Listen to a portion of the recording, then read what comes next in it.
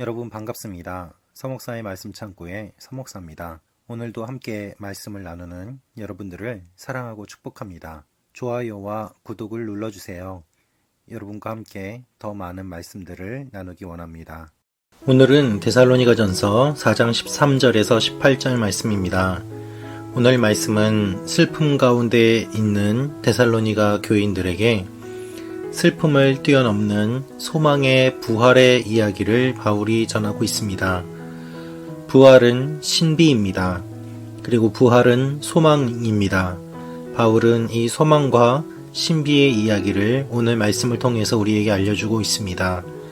오늘 말씀을 통해서 부활에 대한 내용들, 우리가 죽고 난 이후에 어떻게 되는지, 또한 죽음을 이기는 부활이 어떠한 것인지 함께 묵상하며 소망을 품기 원합니다. 13절 말씀입니다.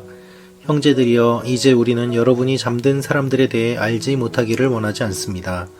이는 여러분이 소망이 없는 다른 사람들처럼 슬퍼하지 않게 하려는 것입니다. 이방인들은, 또한 이방 종교인들은 죽음을 절망으로 여겼습니다. 죽음은 단절되는 것이고, 또한 죽음은 소망이 없는 깊은 절망 가운데 있는 상황이라고 생각했습니다. 성도들이 서로 사랑하며 공동체를 유지했지만 함께 있던 성도들의 죽음으로 인해 그들의 믿음이 흔들리게 되었습니다. 믿음 가운데 핍박을 받기도 하였고 박해도 받기도 하면서 가족이나 동료들이 죽었을 때에 어떻게 반응해야 되는지에 대한 오해가 그들 가운데 있었습니다. 왜냐하면 그들은 이방인들이었고 예수를 믿기 전에 그들은 이방 종교에서 생활을 해왔었기 때문입니다. 따라서 바울은 예수를 믿는 것에 대해서 구체적으로 이야기를 전해줌과 동시에 또한 그 문화를 어떻게 바꾸고 설명해야 되는지에 대한 책임을 그가 느끼고 있었습니다. 그래서 다른 사람들처럼 소망이 없이 슬퍼하지 않게 하려고 부활에 관한 소식을 오늘 전하고 있습니다. 바울이 이야기하고 있는 부활의 핵심적인 내용은 바로 예수님께서 본이 되셨다는 것입니다. 14절입니다. 예수께서 죽었다가 다시 사신 것을 우리가 믿는다면 이와 같이 하나님께서 예수로 인해 잠자는 사람들도 그분과 함께 데리고 오실 것입니다. 바울은 예수님이 부활하셨고 또한 예수님께서 다시 오실 것이라는 사실을 확신했습니다. 부활하신 주님을 그가 만났고 또한 확신했기 때문에 주님의 부활의 이야기를 전하고 있는 것입니다. 바울은 이렇게 이야기합니다. 하나님께서 예수로 인해 잠자는 사람들도 그분과 함께 데리고 오실 것입니다. 라고 말입니다. 여러분, 주님께서 재림하시는 내용이 본문에 기록되어 있습니다.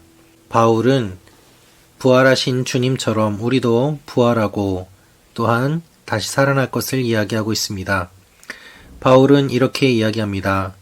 16절, 17절 말씀입니다. 주께서 호령과 천사장의 소리와 하나님의 나팔 소리와 함께 친히 하늘에서 내려오실 것인데 그리스도 안에서 죽은 사람들이 먼저 일어나고 그 다음에 우리 살아남아 있는 사람들이 그와 함께 구름 속으로 들려 올라가 공중에서 주를 만나게 될 것입니다. 그리고 우리는 영원히 주와 함께 있을 것입니다. 여러분, 이 말씀은 놀라운 신비입니다. 주님께서 승천하실 때에 구름 사이에 가려서 보이지 않게 된 것을 그는 알고 있었습니다. 그래서 주님께서 그렇게 하신 것처럼 우리가 그렇게 주님과 함께 구름 속으로 들려 올라가 공중에서 주를 만나게 될 것이라고 이야기하고 있는 것입니다. 오늘 말씀의 근거에서 부활의 모습들, 주님께서 재림하실 때의 모습들을 살펴보면은 주님의 재림 때에 죽은 자와 살아있는 성도들 모두 구름 속으로 올라가 공중에서 주님을 만나게 됨을 알 수 있습니다. 주님께서 재림하실 때에 하나님은 죽은 성도들을 일으켜 살아있는 성도들과 함께 구름 속으로 이끌어 가신다고 말하고 있습니다. 이것이 어떻게 가능한 일이고 또한 언제 가능한 일인지 우리는 정확하게는 알 수 없습니다. 그러나 바울이 이야기하고 있는 이 내용은 진리입니다.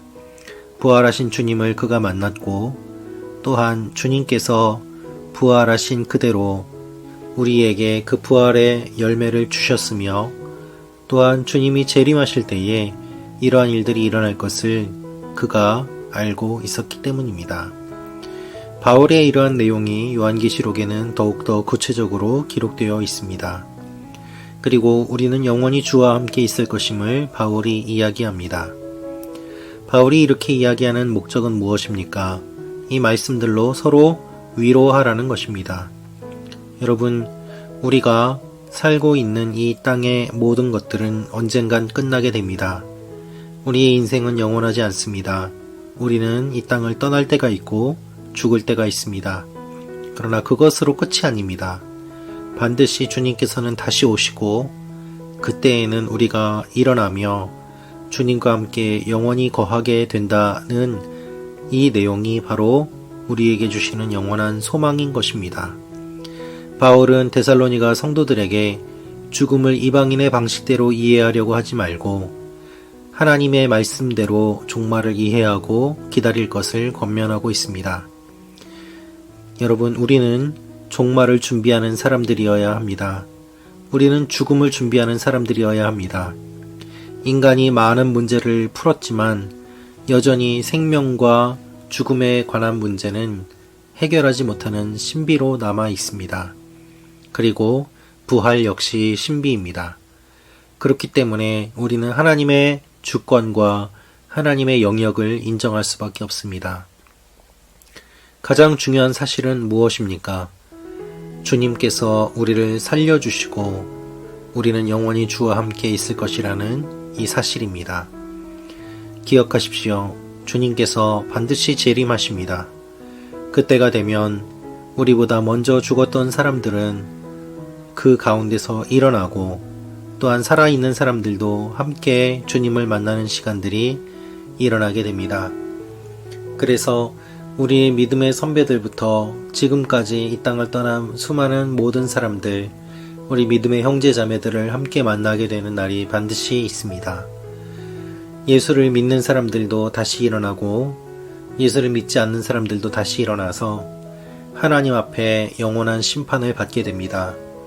그리하여 그 심판 앞에서 우리는 예수를 믿음으로 말미암아 주님과 함께 거하게 되고 예수를 믿지 않는 사람들은 그 예수를 믿지 않음으로 말미암아 하나님에게서 멀리 떨어진 곳으로 가게 됩니다. 그것이 주님께서 말씀하시는 영원한 형벌이요 영원한 심판입니다. 우리에게는 영원한 심판이 있습니다. 천국과 지옥이 분명히 있습니다. 종말이 있습니다.